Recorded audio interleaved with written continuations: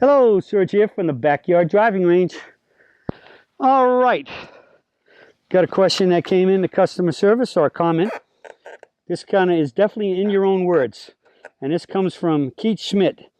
And he wrote, "Dear Don, thank you, thank you, thank you. Today I had a golf swing epiphany," so that's definitely in your own words, "and I wanted to share it with you and the Surge Nation.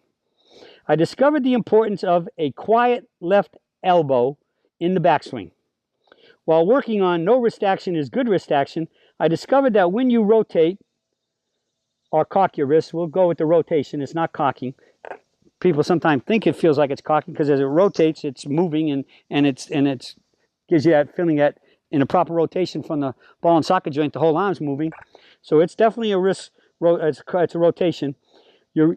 Your wrist of the wrist, the muscles, it's really of the whole arm, including the wrist. The muscles near the left elbow will flex and pull the elbow out of the swing plane line, which compounds the club movement. For me, keeping a quiet left elbow is easier to accomplish, and it will cause the wrist to stay still." From the base driving range, Keith Schmidt, Winfield, Illinois. Oh, the basement driving range, excuse me. All right, so he's up there. He hits balls in his basement. He must have a nice high basement. Okay, here's what I think. Here's what I think that Keith is saying. When he takes the club back, I'm going to do it from this view. When he takes the club back into the catcher's mitt and up the tree, as you notice, the whole arm should rotate in the socket. But I think what he was feeling is the arm starts to bow out. He was letting it bow out. So in other words, he was almost maybe very likely starting by a slight pushing outside, and it bowed, which now he's way outside his toe line. The head of the club might be over the toe line, but he's got this bow in here. And if you keep doing that, that motion is very likely going to keep you over-rotating and get up here laid off, very likely deep, and a heavy golf club.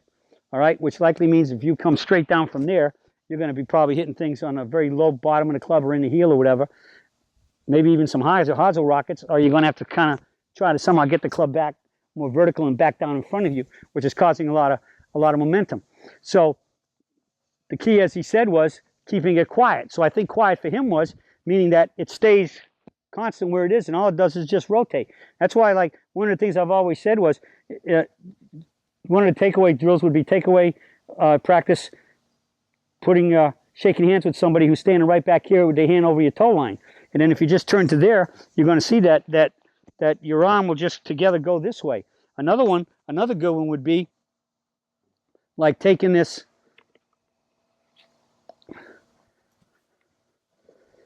clipboard and you stand here and you put like a glass on it and you turn and you see how everything's turning together. The square of the body, of the torso, and the triangle move together. All right, so even if I held this right in the very middle like this, as you can see, the triangle and the square are moving together, and the arms aren't changing. They're just moving together. He's talking about the elbow going out. So it's a great concept, a great thought, a great idea, and I know it can happen, and because I've seen it. Doesn't seem to happen that often, but his thought was really good, keeping it quiet. Quiet means it's not changing as it rotates. It just stays, wherever it's hanging, it just stays there, in the mid toe up, and he goes up the tree. And the club will be more vertical, turn to the toe line, you'll be hitting it more solid and straight, consistently, and that's what playing golf is all about with the peak performance golf swing. Body friendly, and you hit the ball much more solid and straight, consistently. That's it again from the Surge, and I'll be speaking with you all again soon.